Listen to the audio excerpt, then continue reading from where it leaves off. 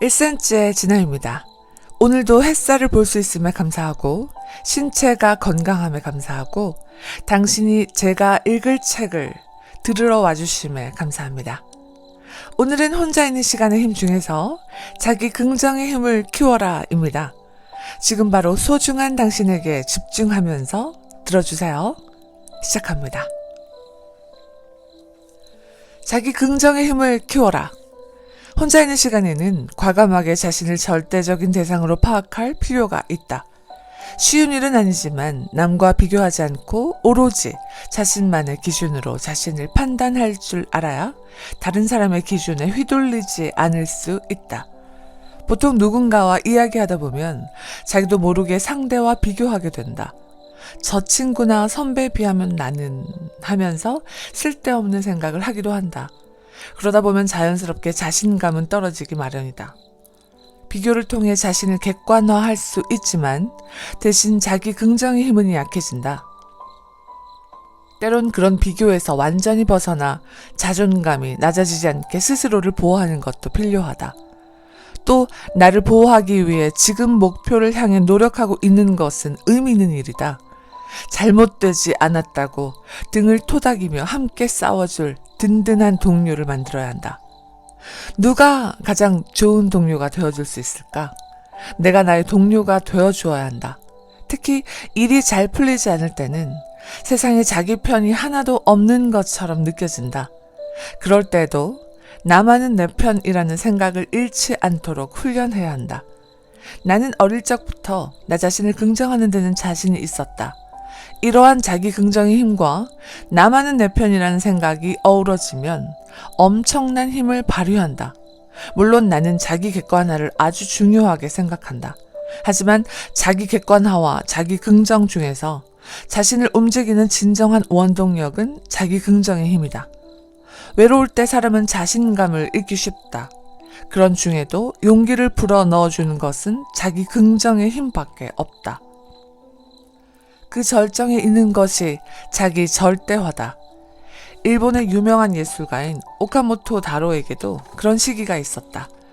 그는 부모의 손에 이끌려 10대 초반에 파리 땅을 밟았다. 그것은 행운이면서 동시에 고뇌의 원흉이었다. 그는 그 고뇌를 청춘 피카소에서 이렇게 말하기도 했다. 유명한 예술가 부모를 둔 사람은 일반적으로 자기도 부모처럼 항상 높은 수준을 유지해야만 한다는 고통스러운 숙명을 안고 있다. 더구나 오카모토는 기존의 형식에 사로잡히지 않는 예술을 추구했다.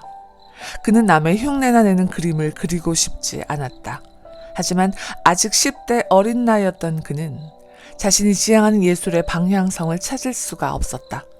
목표가 보이지 않는 여정을 혼자 걸어가면서 외로움을 견뎌야 했다. 그렇다고 안이하게 자신을 위로해줄 친구나 가벼운 예술을 찾아 쉽게 흘러가지 않았다.